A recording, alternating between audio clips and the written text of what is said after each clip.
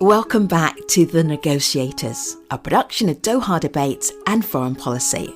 Hello, I'm Femi Oke. So this is the 5th season of the show, but my first.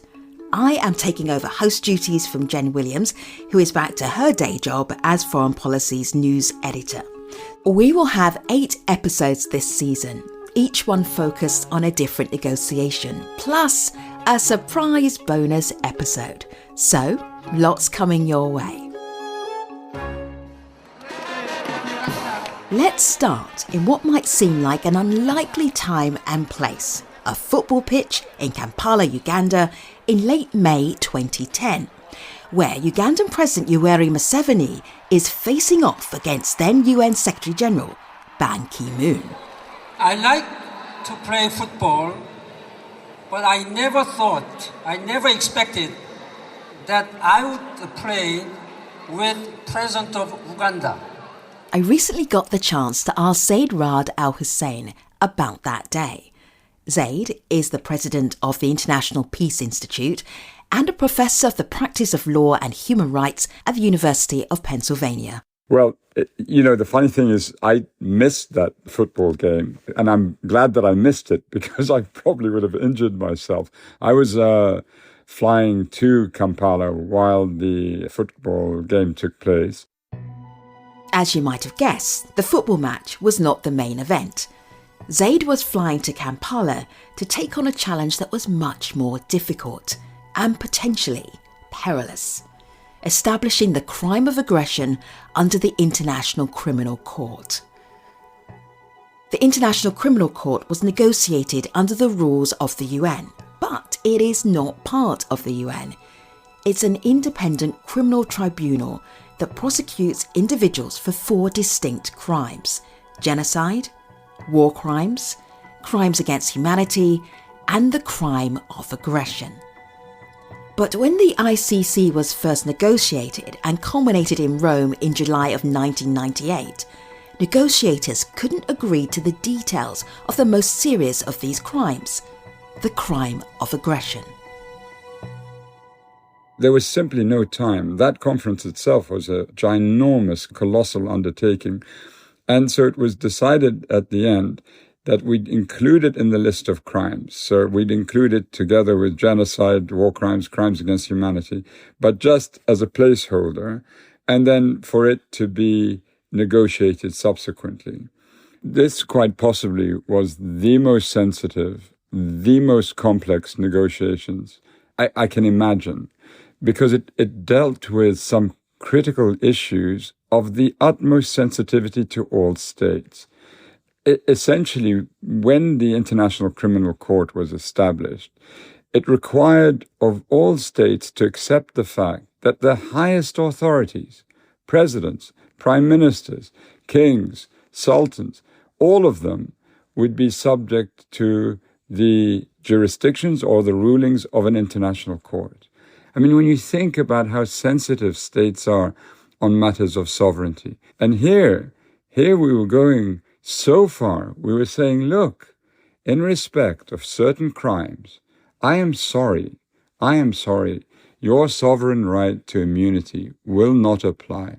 And we're asking you to voluntarily accept it, voluntarily put yourself under the jurisdiction of the court. And then we were going to go even further and say the supreme international crime of aggression, the supreme international crime is going to be a leadership crime. In other words, it's not all the minions who are going to be accused. We're looking at you as President X, Prime Minister Y, King Z, whoever you are, you have responsibilities. It was by far the most complex and most difficult negotiations you could think of. I mean, and I've been involved in all of them, bilateral, sort of multilateral at a state level. And I was involved in negotiations in conflicts in the former Yugoslavia when I was much younger. This surpassed all of them in complexity and in the stakes that were in play. Zeid and his colleagues had been preparing for this negotiation for 12 years, and they had a very particular strategy when it came to who would be taking the lead. I was the first president of the Assembly of States Parties, all the countries that had ratified.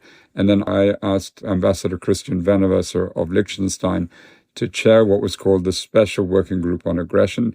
And we called it special because we didn't want just the 60 or so countries that had joined the court at the time. We wanted everyone, including, the US, France, everyone, basically, to be part of it. And so I appointed him to be the chair. And for 3 years, from 2004 to 2007, he embarked on a brilliant sort of series of almost work-throughs at Princeton University, where they began to divide everything into themes and look at all the different sort of formulations and permutations. And when we were getting close to 2010, which was the time of the review conference, we switched. He was going to be the president of the review conference. So then he appointed me to be the chair of the special working group and then the working group in Kampala. And this was critically important, because the people who were supporting him then were supporting me. So we sort of felt confident. We'd been mediating and chairing meetings for a very long time, the two of us. We sort of felt confident we could get somewhere. But the exact sort of dynamics of how we would get there were still to be known. You're going into the negotiations, Zeid, and there were 3 major issues to figure out. What were they? Well, the first issue was establishing the definition of the crime of aggression. What does that crime actually look like? What is it? And once establishing it, drawing a distinction between an act of aggression, which is something a state would commit, and a crime of aggression, which is the individual within that state who's authoring and executing the crime. So that's the definitional part. And then there was the grounds for the exercise of jurisdiction. So in what context then would the court exercise its jurisdiction over that crime? And the third issue was what procedure to use in terms of getting the amendment through.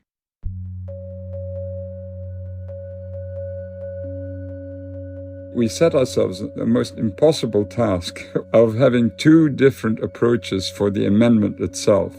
One, which was the preferred for many countries in the global south, which basically didn't allow for an opt-in or opt-out.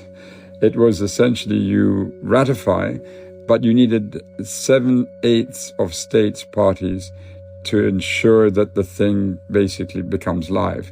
And that was very high, but that was the preferred option for the countries of the global south by and large. And then you had the other procedure, which contained this devilish sentence, which allowed for an opt-in. Basically, you could opt in or you could stay out of it. So I want to talk a bit more about the question of jurisdiction. One of the sticking points dealt with the role of the UN Security Council. The 5 permanent members of the Security Council, known as the P5, wanted to maintain their power to determine if an act of aggression had taken place. Was that the biggest challenge when it came to jurisdiction? Well, it was one challenge, yes. In the construction of the UN Charter, there was an Article 39, which specified that the Security Council has the right to determine an act of aggression. And the permanent members, so US, UK, France, Russia, and then later China, when mainland China, joined the Security Council, they saw this as their privilege, that the Security Council determines an act of aggression and that the Security Council has a special role. But we also had to answer the question of what happens if the Council were not to discharge its duties. So we had to try and establish then the role for the ICC in the event that there was no action by the Security Council. So it was quite complicated. Christian and I had a lunch before we went to Kampala, and we were going over all the material. And we sort of felt that on the definition of the crime of aggression, we were there. What was going to be extremely difficult was the grounds for the exercise of jurisdiction, and then the amendment procedure. The night before the conference officially began, there was a speaker who spoke to the delegates. It was 90-year-old Ben Ferencz. I'm grateful to the Secretary General for coming, and particularly after he's had a hard day on the football field. Can you tell our listeners who he was? Yeah, so Ben was this remarkable lawyer who fought in the Second World War and was appointed by Telford Taylor, who was the U.S. prosecutor in the 12 subsequent trials at Nuremberg. And Ben, who was very young at the time, 27 years old, was the chief prosecutor in the Einsatzgruppen case. And the Einsatzgruppen were essentially the death squads, committing the most barbaric and savage crimes against mainly, of course, Jewish populations in that part of Europe. When I confronted these mass murderers, I didn't ask for vengeance. I didn't ask to kill them. I asked for a rule of law which would enable all human beings to live in peace and dignity, regardless of their race or creed. He then went into a private practice, but he was always calling for an international criminal court of this sort. I studied everything there was to read on the crime of aggression, and it was clear to me that war was a terrible thing. And how do you go about stopping that? Ben was there, feisty as ever. He was rather diminutive in size, but a huge character, a lovely man, and we all adored him. We'd see him at breakfast, we'd see him at lunch, because we were all in this resort together. And then he would sit there and he'd give me an earful about what I needed to do. And so, but, always jovial and cheerful, but tough. Tough if he needed to be. I want to take you back to the first day of the general debate, and reportedly there were several delegations supported fully, including the crime of aggression in the Rome Statute. No one spoke against it. But that changed apparently on day 2 with a speech from France. What did France say? Well, it wasn't simply France alone. The P5 in general were not happy with this whole exercise. And France and the UK were in a more complicated position than China, Russia, and the US because they had ratified the Rome Statute. It was a very difficult balancing act because on the one hand, they were permanent members of the Security Council who were trying to jealously guard their privilege under Article 39 of the UN Charter. And then you had the equally important responsibility of being a state party to the Rome Statute. And for them, they were in this sort of tricky position of having to balance those interests and trying to see whether or not their interests would be preserved. Was there dissent from the beginning, or did you get to day 2 and then some of the biggest challenges started to pop up? No, you have to understand that, first of all, in multilateral negotiations, you think about how do you get 193 countries to agree on anything? 193 countries with their traditions and their constitutions and their legal limitations and whatever. And you have 193 legal teams. These are not just regular people. They're prone to being argumentative and precise. And so you're beginning with a descent of 193 countries, and you're trying to bring them together.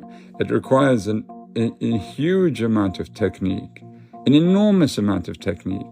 Multilateral diplomacy is an art form, and practiced at the highest levels, it's breathtaking.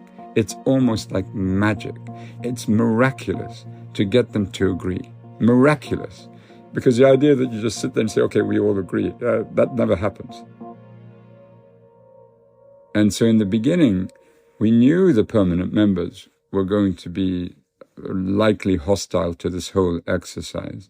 We knew that France and UK were likely to be slightly less hostile because they were states parties. And so, was there a possibility of peeling them away at some stage? And when would that stage be? And that's sort of what, in the end, was the decisive point. The US was also going to be a challenge. Unlike France and the UK, the US has not signed on to the Rome Conference, so they did not have a vote. But the United States brought a very large contingent to Kampala, and at the end of the first week, Harold Koh, Special Advisor to the US Department of State, stood up and presented a long list of reasons why he felt the question of aggression should be postponed entirely.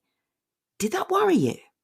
So Harold Koh was a friend of all of ours. He used to be the Assistant Secretary of State for Human Rights in the 1990s. He was a very well-known and highly regarded dean of the Yale Law School, very likable character, and he was leading a large U.S. delegation. And there was a headline in one of the newspapers in Kampala after he had given an interview, which basically said something like the negotiations will collapse or something along those lines. I think he thought it highly unlikely that there would be a successful outcome to the negotiations. And the US certainly had some very deep concerns. But again, the whole process of creating a successful outcome is to anticipate basically all of that.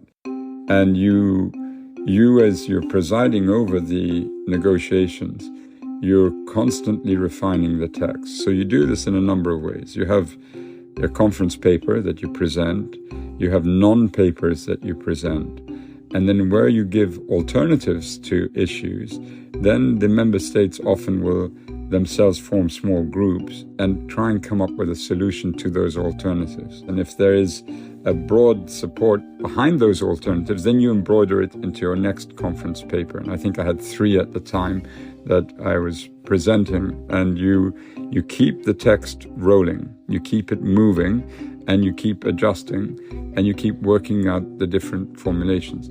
So again, we sort of knew very well that the US would not be in favor. And there was one moment where Christian Venevesser, who was presiding, and we were having breakfast and discussing something like this.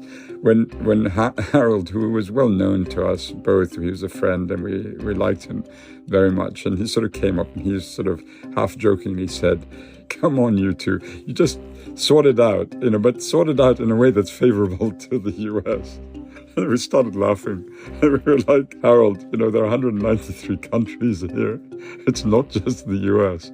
I mean, we always try and move toward a consensus, but we always want to have a strong consensus and not a weak consensus, lowest common denominator type agreement. That was of no interest to us. We spoke about Ben Ferencz earlier, and during the second week, you asked Ben to address the delegates. Tell me about that. We were particularly stuck on one day, and we were deep in the details, and we needed a pep talk. And so I asked him to come up and speak to everyone. And he came up, and he was his usual humorous self to begin with. Thank you very much, Mr. Chairman. I'll be brief. As you can see, I'm a short speaker. No. And then he gave us a rocket, all of us collectively, told us to basically get on with it and stop mucking around. Do you think you're going to get everybody to agree on every clause in every document and every sentence in connection with this complicated subject? I don't think you can do it. I don't think you can get everybody to agree on how to peel a potato or how to milk a cow.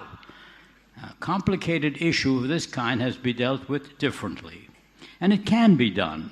He wanted to have a strong amendment on aggression. He didn't want delays, he didn't want postponements, he didn't want opt-ins, opt-outs. His position was essentially, we decided on aggression at Nuremberg, and don't dilly-dally so much, and think of the importance of what it is of this moment. It's not really a matter of little details, whether it's manifest violation or major violation.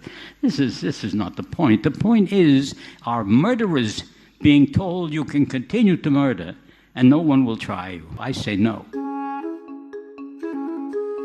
Often you do need that because you're so deep into the weeds and it can be horribly technical and you're trying to figure everything out. And you need someone just to sort of essentially give you a few slaps across the face and say, wake up, pay attention, look at what it is you're doing, and you need to do the right thing. You're listening to The Negotiators. On each episode, we look at one dramatic negotiation through the lens of one of the participants. More after the break.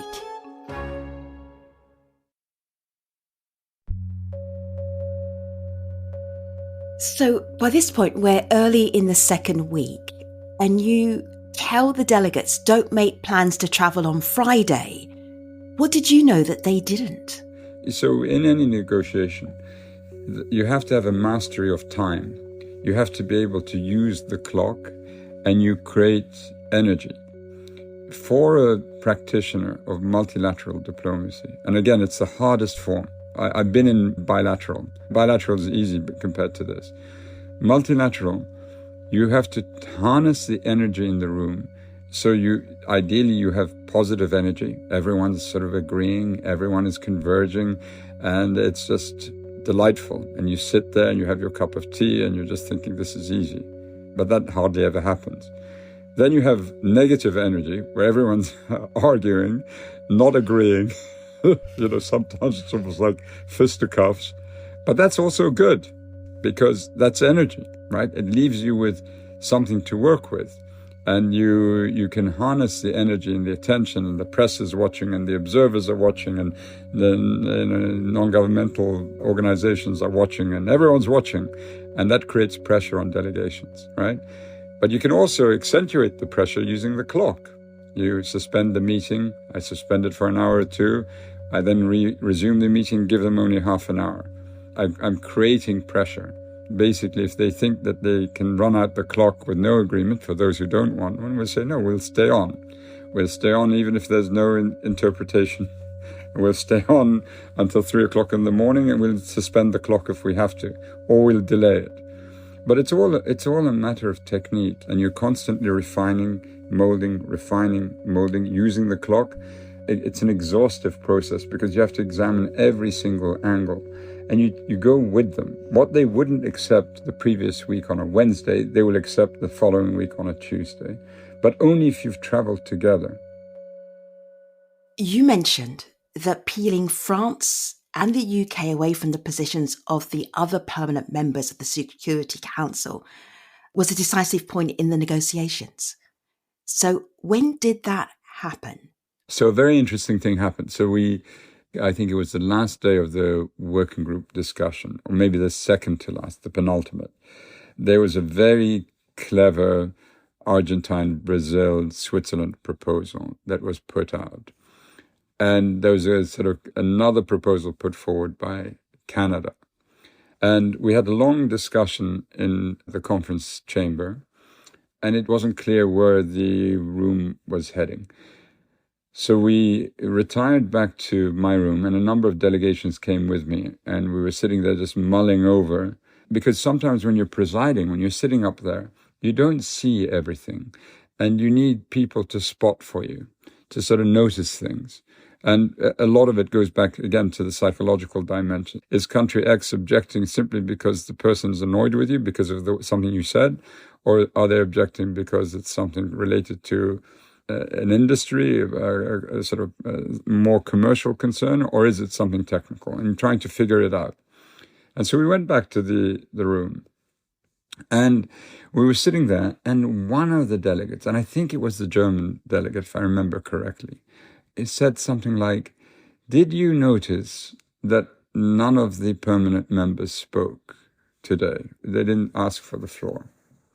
And all of us sort of thought about it for a second, because it was highly unusual, right? In almost every discussion, one of them would say something, at least one of them, France, UK, China, Russia, or the US.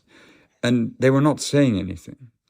I didn't see it. I'm sitting there chairing, I'm running through the list of speakers, I'm listening to what everyone's saying, but I wasn't paying attention to actually who was asking for the floor. And it was someone else who raised it and said, wait a minute. They're not talking.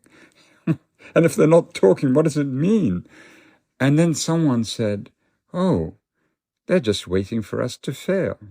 They've reached a stage where they don't need to say anything because we're still so divided. And so that night, the Argentines, Brazilians, Swiss, and the Canadians created a single proposal. And they sort of essentially combined the two alternatives in terms of the amendment procedure, which began to clear the way for a breakthrough. And part of it was the negotiation initially with the UK. What did the UK need to get to that particular point where they could be brought on board? If we could tempt the UK toward us, as opposed to have them feel that they need to stick to the P5, then we felt that we would be breaking the back of this thing. And I think it was the following night where it was the UK that was the first to jump across to the majority position. And then, it left really France on its own. And, I don't know for sure. You'd have to ask one of the UK negotiators. But I was told subsequently that the head of the delegation really took it on their own authority to do that. And I have heard that Whitehall was not too pleased with the position that was taken. It's always easy when you sit within the confines of a capital far removed from the negotiation to say you should have, stuck it out or you should have maintained a hard line. But when you're there in a large conference and all these people watching and the media, it's a lot of pressure to withstand. And I think all of us could identify with the loneliness, perhaps, of the UK delegation when it came to that decision. But we were grateful that the UK did make the break. And it was important that it started. You didn't have the permanent members as a bloc solidly opposed to the outcome. Let me take you to the last 2 days of the conference. So much to do, so much going on. What stands out? What do you remember? And why? So once I handed my my material over to Christian, on the floor, it seemed like a big change, that we were moving into the final stage and the pressure was mounting.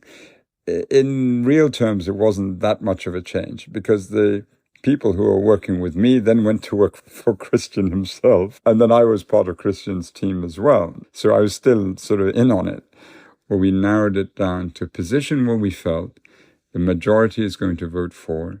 And if we call for a vote, it would be a very small minority voting against.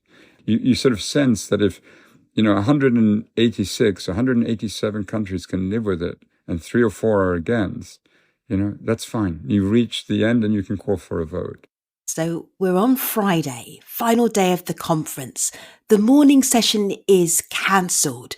What is going on behind the scenes?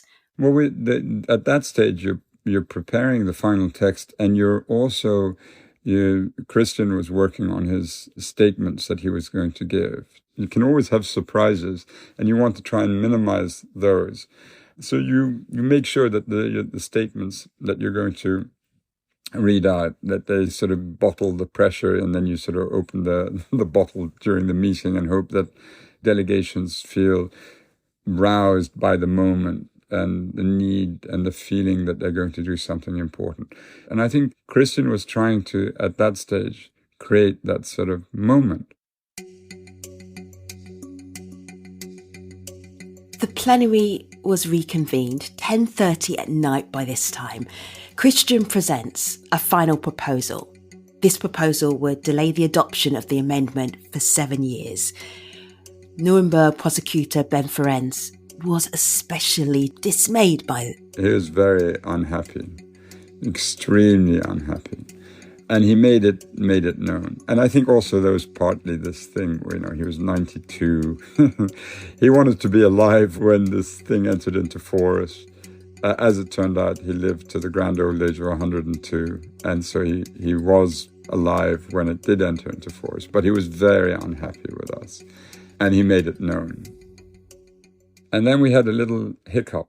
Because the first delegation to take the floor, and maybe you're going to allude to this, was a delegation of Japan. They took the floor, and we were like, oh, this may not go in a good direction. And he was a very distinguished Japanese ambassador. He was new to the process, so I don't think many of us had met him before.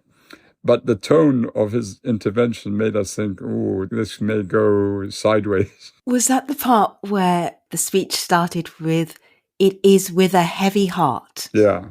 And I think I was sitting next to him because it was, Japan, Jordan in the alphabetical order. We're next to Japan. I was wondering whether I could switch off his microphone from where I sat.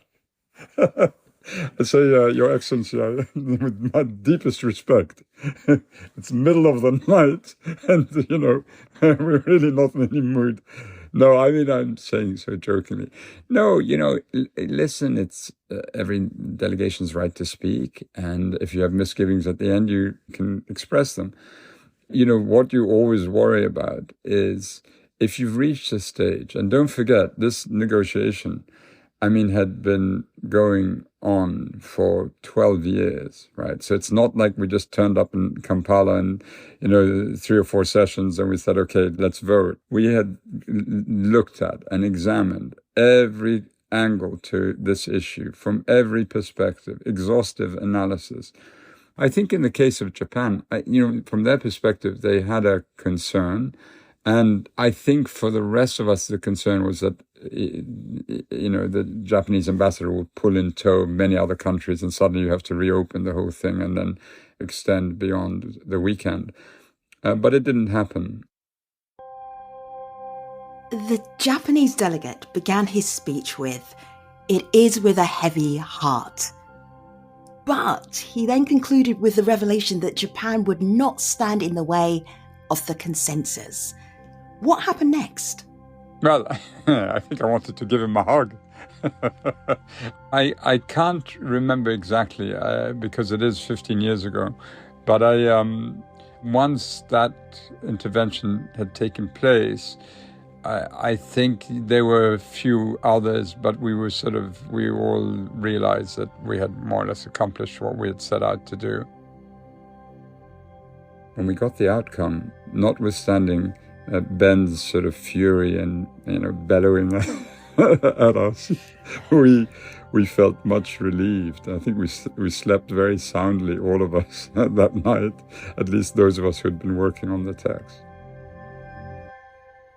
I have been present at a number of major negotiations after the deal has been agreed, and I remember the atmosphere very clearly.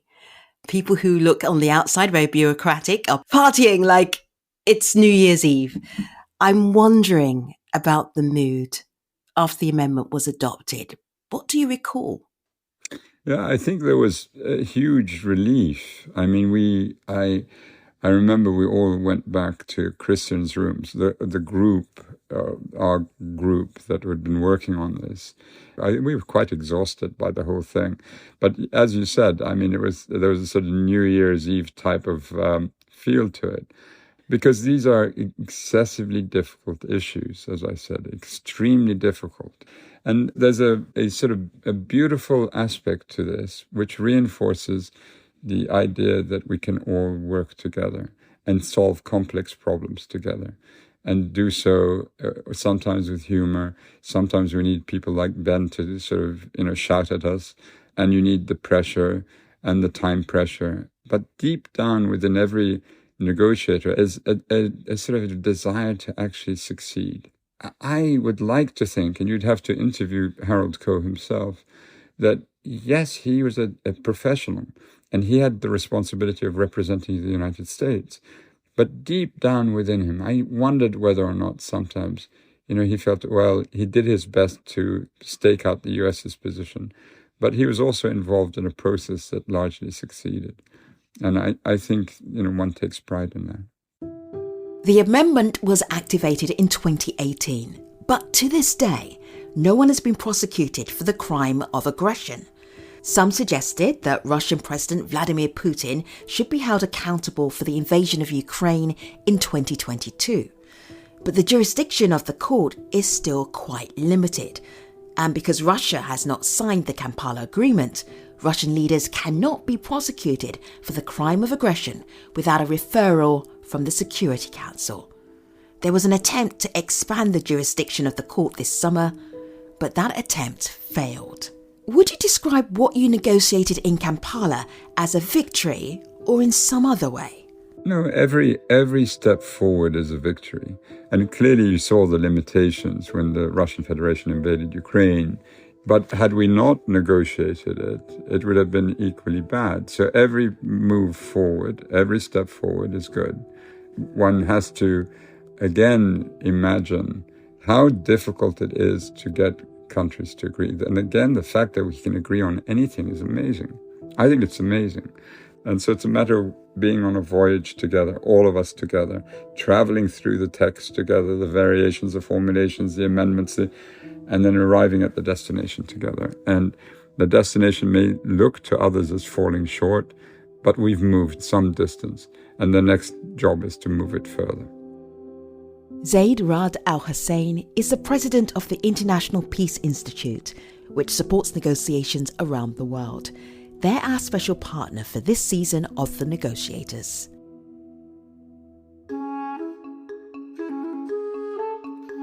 The Negotiators is a podcast from Foreign Policy and Doha Debates. The International Peace Institute is our special partner this season. Our executive producer is Karen Given. Our production team includes Laura Rossbrow-Tellem, Rob Sachs, Claudia Tady, Jafit Weeks, Jigal Mehta, Amjad Atala, and Dan Ephron. Doha Debates is a platform for truth-seeking dialogue where the most urgent issues of our time are discussed and debated. It is a production of Qatar Foundation. Learn more at dohadebates.com. Foreign Policy is a magazine of news and ideas from around the world. We encourage you to subscribe at foreignpolicy.com/subscribe. The International Peace Institute works to strengthen inclusive multilateralism for a more peaceful and sustainable planet. Learn more at ipinst.org. If you're enjoying the show, take a second to follow the podcast so you never miss a new episode. And if you found today's episode insightful, drop a quick 5-star rating or review. Your feedback helps more people find us. Next time on the show, in 2022, David Gressley was the UN Humanitarian Coordinator for Yemen when he was asked to do something far outside of his job description, negotiate the transfer of oil from an aging oil tanker and avert a major environmental disaster. So I got a call saying, hey, David, you've been concerned about this, and you really have always said that it should be somebody on the ground managing this. And we all have decided that you're right. So we've chosen you. That's next week on The Negotiators.